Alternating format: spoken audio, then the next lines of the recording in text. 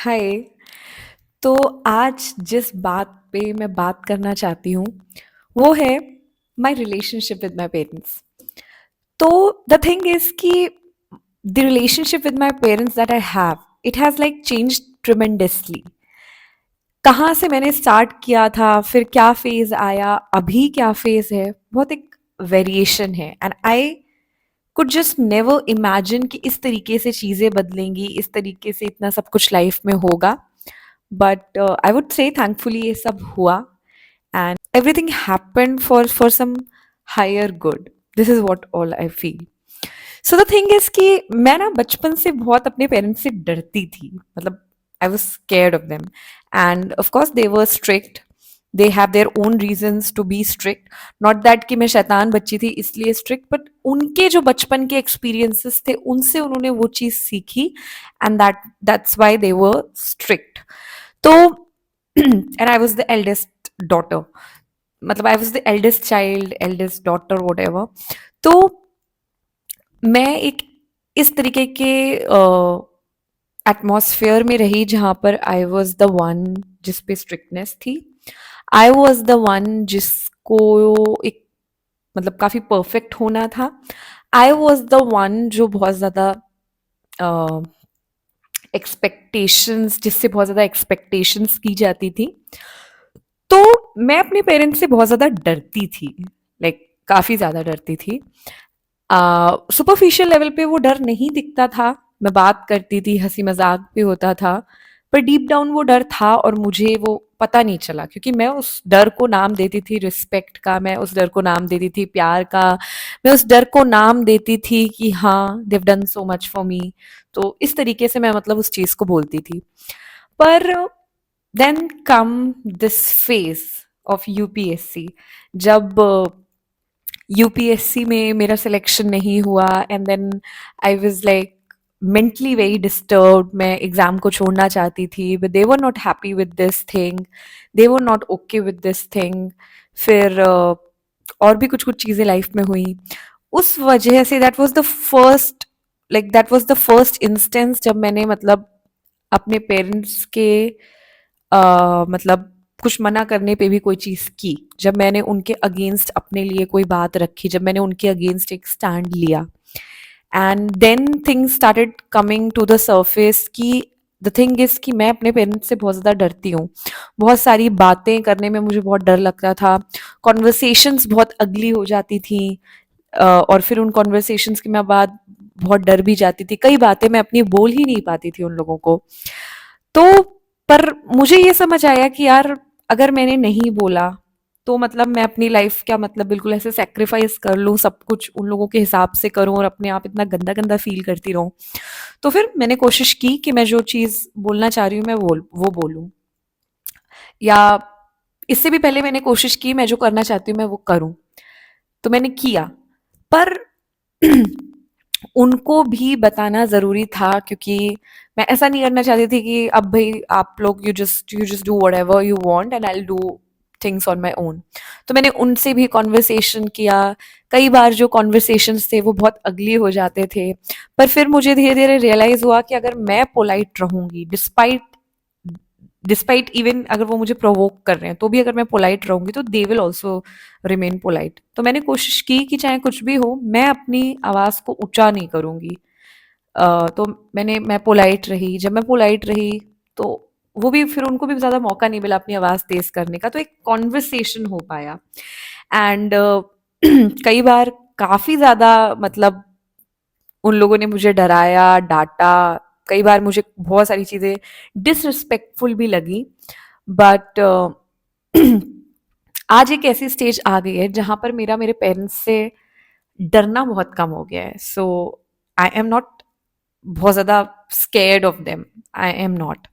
I do still scared about a few things, पर बहुत ज़्यादा मैं डरती नहीं हूँ। एंड मैं उनके सामने बात रखती हूँ, कोई चीज़ से अगर डिसएग्री करती हूँ तो बोलती हूँ। एंड अभी मुझे लगता है कि चीज़ें बेटर हो गई हैं। They do respect me, they are also like okay और they can't do anything whatever, पर अब वो भी ज़्यादा पोक नहीं करते हैं कि इस तरीके से ये होना चाहिए, वो होना चाहिए। सो मैं फिर से बोलना चाहूँगी, मैं ये सब कह करके कुछ भी ऐसा नहीं बोलना चाह रही हूँ कि मेरे मेरे पेरेंट्स के साथ मैं प्यार नहीं करती या क्या, क्योंकि यार कई बार ना अपने पेरेंट्स के लिए कुछ बोलना इज़ वेरी डिफ़िकल्ट। मेरे लिए तो बोलने से ज़्यादा मैं खुद ही एक्सेप्ट ही नहीं करती थी सालों तक। It it it took me years to actually accept this fact कि मैं अपने पेरेंट्स से डरती हूँ, that I don't share a very beautiful bond with them. It was so difficult. It took me years to accept this fact. And now that I accepted this fact, confessing this thing, telling this thing to any other person, for that matter, coming over here and speaking about this thing. तो मैं अभी भी अगर ये video बना रही हूँ तो I am little like skeptical about this, कि किसी को ऐसा ना लगे कि भाई मैं अपने पेरेंट्स से प्यार नहीं करती या क्या चल रहा है। थिंग्स आर ओके, मैं प्यार करती हूँ, बट यहाँ पर बात हो रही है वे ऑफ लाइफ की, कि किस तरीके से हमारा वे ऑफ लाइफ है, किस तरीके से हमारी चीज़ें कई बार हमारे पेरेंट्स से क्लैश करती हैं। तो ये जो मैंने वीडियो बनाई, ये जो अपनी इतनी सारी राम गाथा बताई, मैं इस वीडियो से एक छोटा सा मैसेज, छोटा सा एक टेक अवे देना चाहती हूँ, जो अगर कोई भी मेरी वीडियो को देख रहा है तो वो ये समझे कि कई बार हम डिफ़िकल्ट कॉन्वर्सेशन को अवॉइड करने के लिए, अपने उस डर को फेस ना करना पड़े, उस चीज़ को अवॉइड करने के लिए हम सालों साल प्रिटेंड करते हैं, हम सालों साल अपनी एक अलग इमेज बना देते हैं, हम सालों साल पता नहीं क्या करते रहते हैं जो हमें करना भी नहीं था, जो हमें करना पसंद भी नहीं था, but we are so scared of admitting it कि हम खुद से भी नहीं बोलते हैं कई बार। But believe me, when you start to take stand for yourself, when you start to accept who you are, when you start to accept your own likings and dislikings, कुछ फेज ऐसा हो सकता है, एक छोटा सा फेज ऐसा हो सकता है जो बहुत टर्मोइल भरा हो, जिसमें कई बार अगली डिस्कशंस हो, फाइट्स हो, आपको बहुत अकेला फील लगे, आप आप बहुत ज़्यादा केओस घर में हो जाए, बहुत सारी चीज़ें हो सकती हैं। But I think I would always choose ये चीज़, क्योंकि आज मैं जिस स्टेज पे हूँ, जहाँ पर I am more peaceful, I am living a life on my own terms, जहाँ पर अब मेरे पेरेंट्स भी कुछ कुछ चीज़ें समझ रहे हैं, वो आज इसीलिए आ पाई है क्योंकि उस टाइम मैंने अपनी वो सब बातें बोली। मुझे पता था कि वो नहीं समझ पाएंगे, पर फिर भी मैंने बोली। कुछ बातें मेरी हर्ट भी की उनको, और उनकी बहुत सारी बातें मुझे हर्ट की, पर मैंने फिर भी बोली, क्योंकि जो सही है वो सही है, और वो जो आपका सही है वो आपको कन्वे करना चाहिए।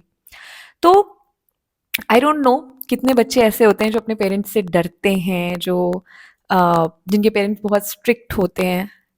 आई डोंट नो, पर मेरे पेरेंट्स थे तो मैं उस तरीके की इंसान रही हूँ, उस तरीके की बच्ची रही हूँ।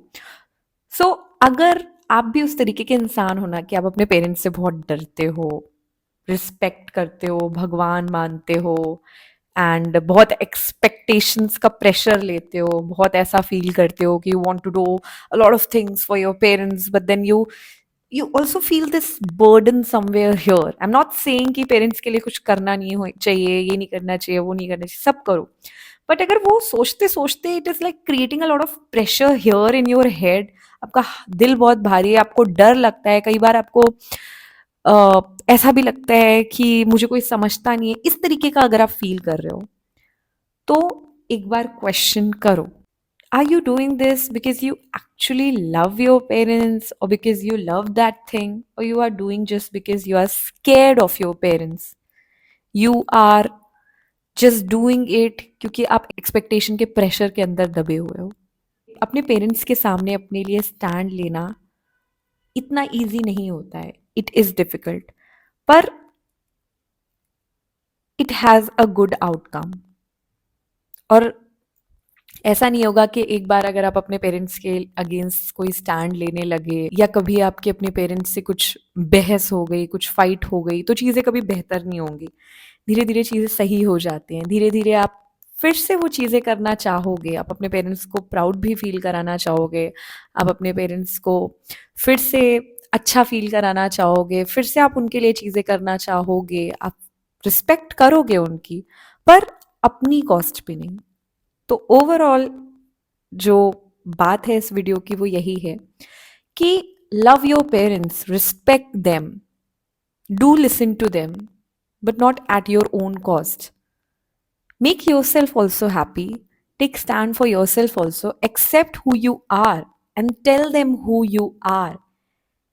And if they accept you, very good. Even if they don't accept you, who you are, or what you like, or what you want to do in your life, still take a stand for yourself. And eventually, they will also understand. और अगर फिर वो नहीं समझते हैं, then also it's okay. क्योंकि parents भी at the end of the day are just humans. They are not God. I hope इस वीडियो का कोई गलत मैसेज ना निकाला जाए एंड जो बात मैं कहने की कोशिश कर रही हूँ बस उतनी समझी जाए. So it was just a heartfelt video. कोई एडिटिंग नहीं, कोई स्क्रिप्टिंग नहीं, बस जो मन से जो थॉट्स आए वो मैं बोल रही हूँ. थोड़ा सा कंसिस्टेंट होने की कोशिश कर रही हूँ क्योंकि आई लाइक डूइंग दिस, पर पता नहीं क्यों मैं करती नहीं हूँ. But by the way, if you are watching this till now, तो I just want to let you know मेरा एक इंस्टाग्राम चैनल भी है. You can search me there. I put more consistent videos over there. So, yeah, bye bye. See you in next video. Take care and have a wonderful life.